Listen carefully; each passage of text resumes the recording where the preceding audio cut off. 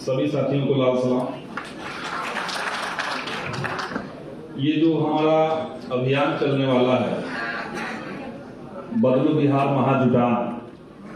तो इस संदर्भ में हम सबसे पहले ये कहेंगे कि जो अभी पार्टी ने भी तय किया है कि जो हक दो वादा निभाओ आंदोलन था, उसको और ज्यादा गहराई तक ले जाना, आगे तक ले जाना, ये सबसे पहले हम लोग को तय करना चाहिए। और खास करके आवास के सवाल पर और पेंशन के सवाल पर, ये मैं इसलिए कह रहा हूं क्योंकि अभी सरकार ने ये संकेत दिया है कि आवास योजना में नए नाम जोड़ने की कार्रवाई जल्द शुरू होने वाली है। विधानसभा में भी हमने इस मुद्दे को उठाया था, तो जो मंत्री हैं श्रवण कुमार, उन्होंने खड़ा होकर के कहा कि हम 25 लाख लोगों का नाम 2019 में जोड़े थे और उसकी भारी बदनामी नीचे इस झूठ के चलते सरकार की हो रही है,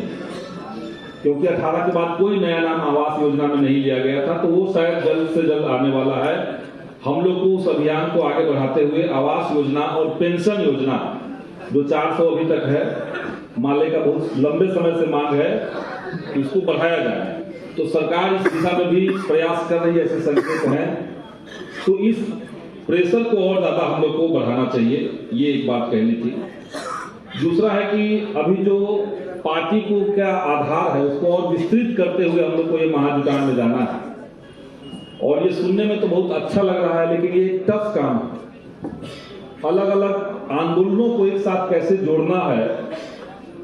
इसके लिए हमें बैठ करके विधिवत प्लानिंग लेनी होगी।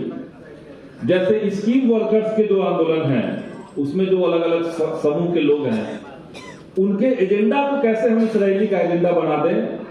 कैसे हम रैली में उनको लगे कि हाँ ये हमारी रैली है, तभी वो आ पाएंगे, बड़ी संख्या में वो आ पाएंगे। अभी हम लोगों ने जीविका कैडर्स का जो संगठन पूरे बिहार के अंदर बीएमएस के साथ चल रहा था, भारतीय मजदूर संघ के साथ चल रहा था, उसको हम लोगों ने वहां से हटा करके उसको एआईसीसीटीयू से उसका एफिलिएशन हुआ, क्योंकि उसको लगा कि सीपीआईएमएल और सीपीआईएमएल के साथ जितने लोग खड़े हैं, एआईसीसीटीयू है, ये सब लोग मिलकर के उनकी मांग को आगे बढ़ाएंगे, तब वो लोग हमारे साथ आए। तो इस रैली में भी शुरुआत से लगना होगा, इस तरह का चार्टर ऑफ डिमांड बने कि तमाम अलग अलग आधारों को ये महसूस हो कि ये रैली उनकी मांगों के लिए किया जा रहा है। तो इस संदर्भ में हम लोग को कहना है कि एक तो स्कीम वर्कर्स के लिए योजना बने, गोप गुट से संबद्ध जितने भी कर्मचारी यूनियन है, संविदा कर्मियों की बड़ी अच्छी तादाद है और काफी लड़ाकू तबका बना हुआ है बिहार के भीतर, उसको कैसे व्यवस्थित करें, शिक्षक संगठनों को, तो इन सबको अलग अलग हम लोग को बैठा करके इनकी योजना बनानी होगी। आयशा और आरवाईए के साथियों को ये जिम्मेदारी होगी कि विश्वविद्यालयों की जो भी दशा है बिहार के भीतर, अलग अलग टाइम पे पटना में स्वतंत्र तरीके से विश्वविद्यालयों से कभी 200 कभी 500 छात्र आते हैं, आंदोलन करते हैं, कोई सुनता नहीं, वो लोग लौट जाते हैं। तो अगर आयशा ये मुहिम चलाए कि बिहार के तमाम विश्वविद्यालयों में जो भ्रष्टाचार के खिलाफ या अनियमितता के खिलाफ जो आंदोलन चल रहे हैं, उसको कैसे एक प्लेटफॉर्म पे हम लोग लाएं, एक मुहिम उस तरह का अगर चलाया जाए तो ये काफी कारगर हो सकता है। एक और सवाल बिहार के अंदर है, जो अभी विधानसभा में हम लोग को तो ये अनुमान था कि नीतीश कुमार शायद कुछ आगे बढ़ेंगे, लेकिन इस बार भी विधानसभा के अंदर जितने प्रश्न इस तरह के आए थे, जहां पे किसी नए जगह पे डिग्री कॉलेज की मांग सरकार से की गई थी, तो सभी जगह पे एक ही जवाब था कि हम लोग अनुमंडल से आगे नहीं बढ़ेंगे। अगर अनुमंडल में एक डिग्री कॉलेज है तो हम दूसरा नहीं खोलेंगे, ये सरकार की नीति बनी हुई है। देश में 1 लाख छात्रों की संख्या, जो कॉलेज में जाने वाले छात्र हैं, 1 लाख छात्रों के ऊपर 27 डिग्री कॉलेज हैं और बिहार में 1 लाख छात्रों के ऊपर केवल 7 डिग्री कॉलेज। तो ये जो बड़ा फर्क बिहार के अंदर है, इसको एक राजनीतिक सवाल युवाओं के बीच में कैसे बनाया जाए और उसको इस रैली से कैसे जोड़ा जाए, ये आयशा और आरवाईए के साथियों को इस पर भी विचार करना चाहिए।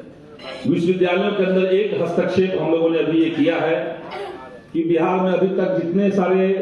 विश्वविद्यालयों के शिक्षक संगठन हुआ करते थे, वो अधिकांश सीपीआई के फेडरेशन से जुड़े हुए संगठन थे। पिछले दिनों हम लोगों ने सीपीआईएमएल से संबद्धता, सीपीआईएमएल से जुड़ा हुआ करीबी एक संगठन हम लोगों ने बनाया है, जिसमें 150 के आसपास विश्वविद्यालय के जो असिस्टेंट प्रोफेसर हैं, एसोसिएट प्रोफेसर हैं, उनको सदस्यता हम लोगों ने दी है। और एक संगठन हम लोगों ने Bihar progressive university teachers association, इस नाम से हम लोगों ने एक संगठन बनाया है और उसके संरक्षक अभी हम ही हैं। और उस संगठन के माध्यम से भी हम लोग प्रयास करेंगे कि इस्राएली में बुद्धिजीवी तबका जो है उसको कैसे शामिल किया जाए, उसके एजेंडे को कैसे इस्राएली में हम लोग शामिल करें। तो यही कुछ बिंदुओं पर हमें ध्यान आकर्षित करना था। सभी साथियों को लाल सलाम।